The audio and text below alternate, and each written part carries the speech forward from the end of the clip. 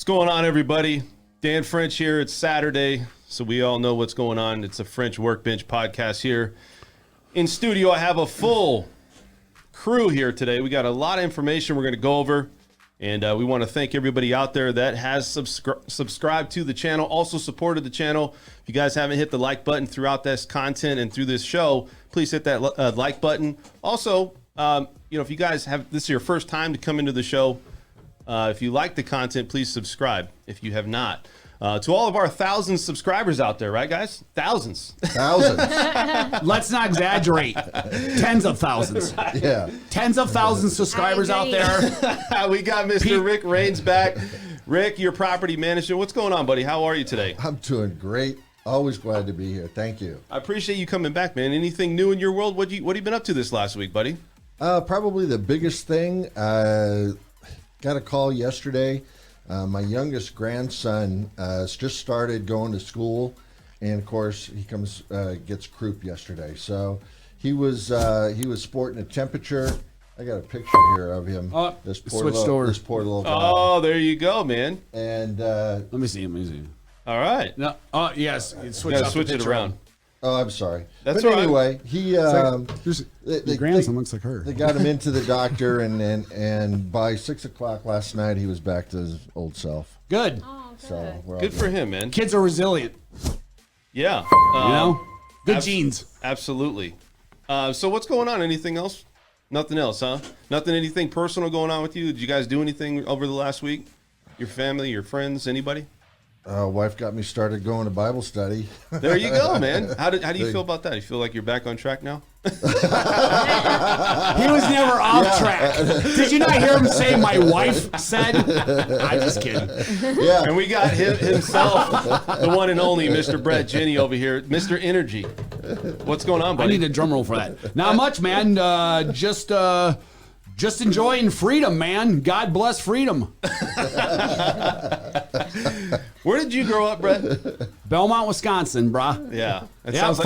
Farmland, town of 800 people. I was telling Rick when we came in here this morning, I went to kindergarten and school that was out in the country. Oh, yeah. And people don't believe me. I do. You walk to school. Straight redneck, man, jeans. It was 3 miles uphill both ways, right? That's right. It's always those No, we took a stories, school man. bus out there, but I swear to in God. the snow. Yeah, that's like unheard of now, but That sounds like a slogan that somebody from the Midwest would say, though.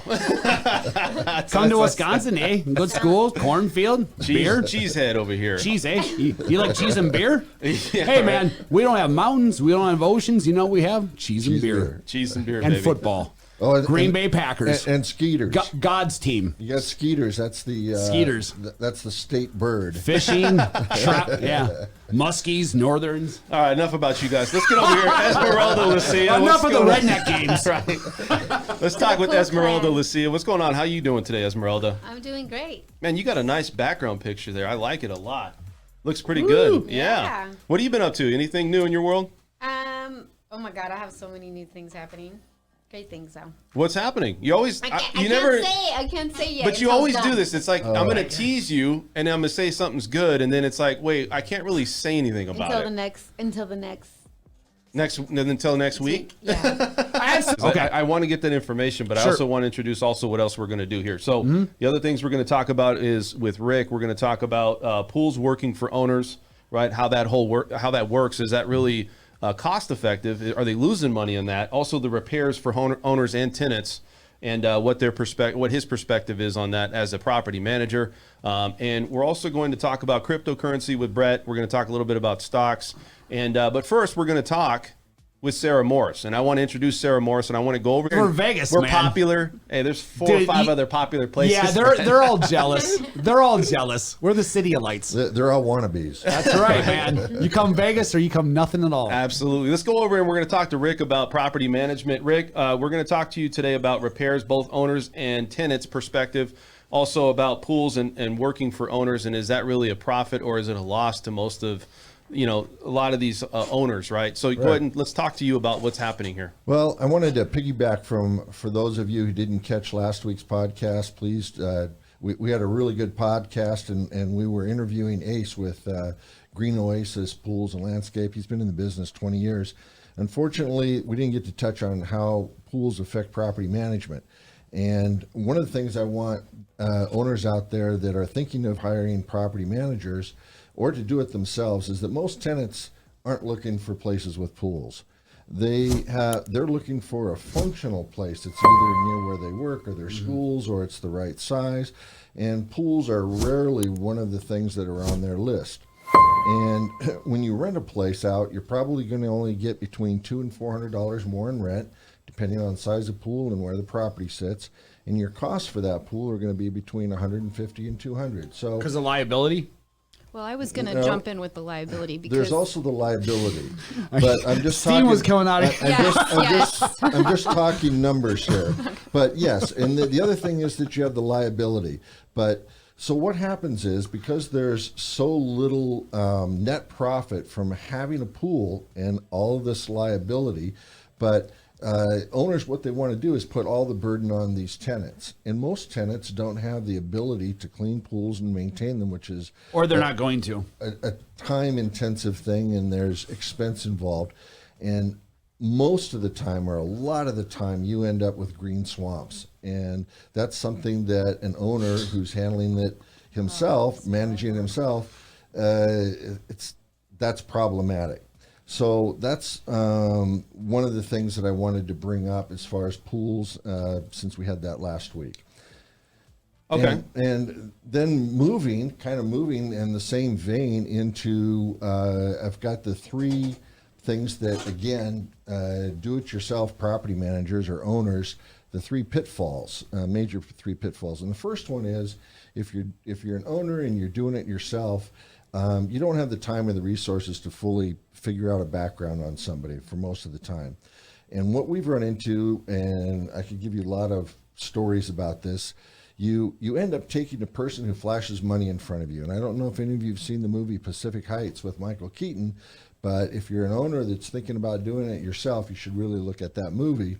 Because once somebody starts flashing money in front of your face, especially if the property's been sitting on the market a while, your emotions get in the way, and that's a big problem for do-it-yourself owners. And the other thing is, don't allow family pressure as an owner to come into the mix. We end up getting more owners calling us after they've been trying to do it themselves they've got their niece or their nephew or their uncle or somebody that's in the property, and it rarely works out. And the problem is that you as an owner are inhibited, or you feel inhibited, to make the calls that are necessary to push the buttons in order to straighten the situation out. And in a way, you put yourself in that situation. Second pitfall. Most new owners, they neglect setting up a repair fund. And that's key. Every house is just like me and everybody in here, you're getting older. And as you get older, you get more aches and pains and things go wrong. Houses aren't any different. So it's critical that you set up a repair fund. And as I mentioned in other podcasts, I get owners saying, well, how am I going to make any money? My expenses are so high, so on and so forth. And one of the things as an investor that you should really consider is going in with as much money as you can. Make your mortgage payment as low as you can and get the best, newest house that you can, or the newest property. Because again, older they are, guaranteed that you're going to have problems. How do I make money when you sell it? How do you make money when you sell it? No. When they say, well, how do I make money as a property? Oh, yeah. Well, no. The way you make money is you don't have a mortgage. Yeah. Well, okay? yeah, I know, but one. yeah, that's you like make your money when you sell it. Yeah, actually, that's Actually, the truth is you make your money when you buy. If you you're right. If you can get in and you get a really good price, that's when you're making your money. Yeah. The market on the other end is going to determine. You're just grabbing your money later on down the road. That's it. Yeah. The last one, and I've got an interesting story for this one, is that there's a lot of owners out there that try their best to ignore problems.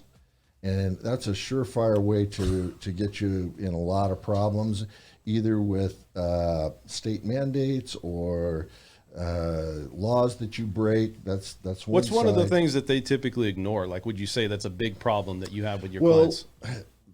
I would say that probably the biggest one that they ignore is the owner takes the position that everything that the tenant does and happens to the house is because of the tenant and is the tenant's responsibility.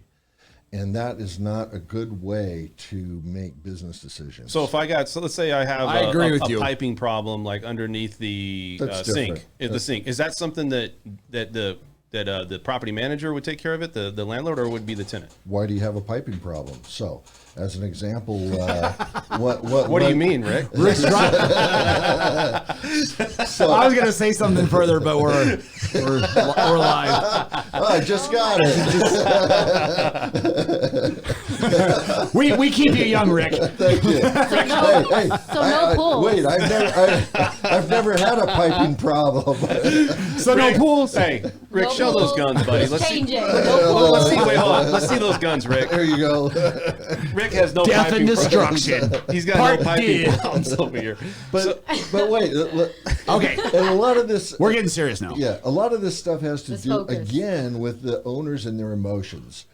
That's a big thing. They let their emotions get involved in this, and when you're talking about any investment, you got to take emotion out of it. So, let me give you an example of making a bad decision over a small repair. I had a guy who was older. He was on the golf pro circuit. He was good. He rented this place. It was a 2 or 3 bedroom. Was his name Tiger Woods? His name was not Tiger Woods. He was on the senior tour. That was under one of his mistresses' name. But anyway, he moves in and he literally leaves about 80% of all of his belonging in boxes in the bedrooms. Why? Because he's on tour all the time. So he's out on tour. He's paying his rent like clockwork. It was about $850 a month at the time. This is about 15 to 18 years ago. And he comes home one weekend and he decides to do his laundry and the dryer doesn't work. So we call for a repair, and in the process of the repair guy going out, they find like 4 or 5 socks in the motor system. But none of them are his. They're from the previous tenant. I call the owner. You got to remember, 20 years ago, $70. It was a big deal for the repair. Owner says, no, he was trying to use the dryer, and they found socks, and it's going to have to be his repair. I said, are you sure you want to do this? And so That's Rick's way of saying I disagree. yeah, Are In you a sure? nice way. yeah, and You sure that's the decision you're going with? you're going with? And I told him, this guy's gonna. If I was this tenant, and he'd been in there for several years, he's gonna move. And no, that's his problem. I tell the tenant, Dude. and the tenant goes, "Are you kidding me?" He goes, "Okay, I'll pay it." He goes, "I'm giving you my 30-day notice." I said, "All right, I understand." So he moves out. He paid the $70 to get the dryer fixed. All right. That property was on the market waiting for almost 4 months. That $70 repair off a guy that didn't even live there ran him over $3,000. And those are the types of decisions that emotional owners make, especially when they're handling it themselves. I've seen sellers do that on properties too it's before. insane. It's So- like, dude, it's $300 to fix that. You sure? No, because I'm like, Yeah, Dude. a vacancy will always be your greatest expense. A vacancy will be. Being cheap can bite you. So, yes, yeah. Sometimes being One thing I want to say, Rick. So I was reading Trying to something save money that constantly. rents are over year up 22%. Are we still seeing increases in rents right now? Yes, slightly. They're still going up. And what's interesting, I told you guys last week that I had a couple of places on the market that hadn't moved for like 3-4 days, right? Everything's gone right now. I got 0. So, Wow. and not only did those go, but we've probably had 4 to 5 new properties come on this week that I never even got a chance to put on our website. Wow. They were gone instantly. Wow. There you go, man. So do you think that What's rents that? are What's that about things slowing down? right? Let me Well, say this: they- do you think but that those- rents are going to slow down though, where they're going to start to retract? I mean, because look, we're waiting for somewhat of a correction with the housing market. Are we seeing the same things with the rents? Do we need a correction? I feel like it's just going crazy, right? I think, of course, it's going to happen. And again, there's a lot of factors that feed into this, but I haven't seen it definitively yet. Again, it is going to happen, but I haven't seen a huge Oh yeah, we got to lower this price by And, X and I'm amount. sure you agree with me too that when it does, because 1 + 1 = 2, it eventually has to. What goes up, it's you don't know exactly to what effect. See, here's the cool thing because about we're this. uncharted. What's happening right now, man? Rick has an incentive to have renters where we don't. I mean, we're fine with if they want to rent, but we're looking at it from one side of view, Well- and he's looking at it from a different side of view. So it's good to blend that because he might give a different perspective on maybe it is a good time to rent. Absolutely, and I agree with everything that he said and his logic behind everything. And I mean, we're kind of on the same thing. I mean, I'm looking for people who want to buy rentals, Right. and then I'll send them over to you. Right. Sounds like a deal. All right, let's segue Give to us a this. call at 70. Hold on, Rick. You got just anything kidding. else to say about the rental market? Not about the rental market, but I did want to bring up that one fact, and it's not a big deal, okay? But on the stats site here that Dan brought up earlier, Yeah. there was a foreclosure. We had a foreclosure listed, and I found that really interesting. How many foreclosures do we have right now? One that was listed Oh, on the wow. MLS. One But- foreclosure But out of but the point in being the entire is, city. but the point being is that we haven't had any in over a year. When was this though? This was like Right now. I mean, no, but when was this take place? Did it take place this month or last month? I don't know if it's this month or not. It's on the stats. If you find, I'm not sure if it's in InfoSparks or on one of the other. Well, we'll take a look anyway. at it. I don't have it set up, but I'll All take I your have to word do for is it. go to the. We'll take his word for it. It's one Yeah, there's foreclosure. one, So, and there's no does this- short sales. Does this thing? Do you guys think this is a sign that we're going to see more? That's what I'm trying to get at. Is that what you're thinking? No. He No? says no, not even a few. What about you over there, Well, Sarah? from my perspective and the potential clients I've been receiving lately, I think that it might start trickling in Yeah. a little based on because I also handle, pre-foreclosure stuff, and I've just So- had two So this last week. keep so- in mind that before COVID, there were foreclosures. right? All right. right. And it's the foreclosure period where they said no more foreclosures. Yeah. And they changed the rules, and you were able, in a lot of mortgages, to get whatever you didn't pay put on the back end so that you get to pay it later.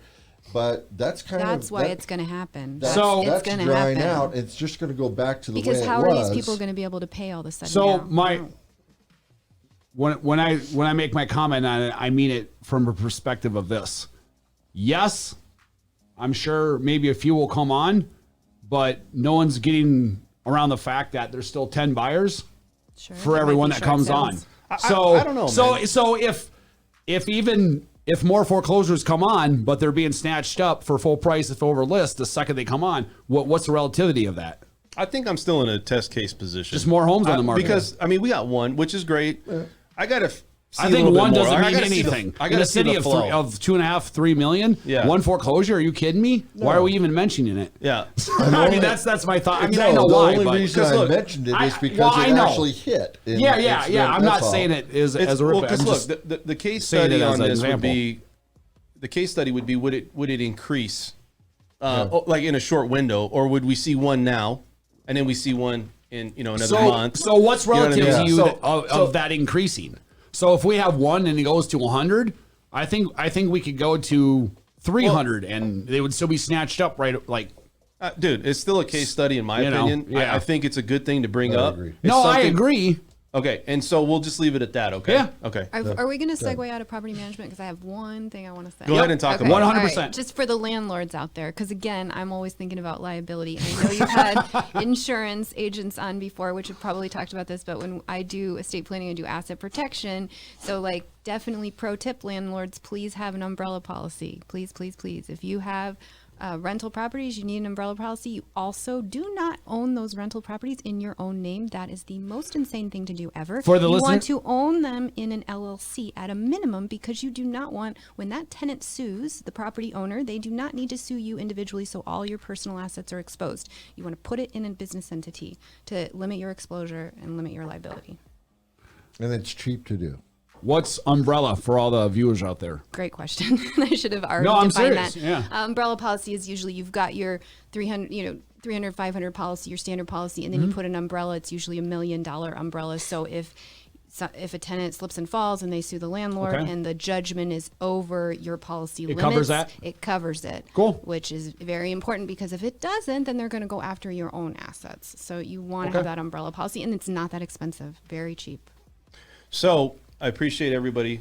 Stab in the back. And I have to move with that. That's But- like taking I'm just Rick's kidding. arm, his guns, and punching me because right in that the was the only way I gut. was going to get this house. So Yeah. I had to use my connections to get what I need. Yeah, you gotta do what you gotta do. It's all good. We're just giving you crap anyways, dude. Next time you buy a house, though, I better get a call. That's just like.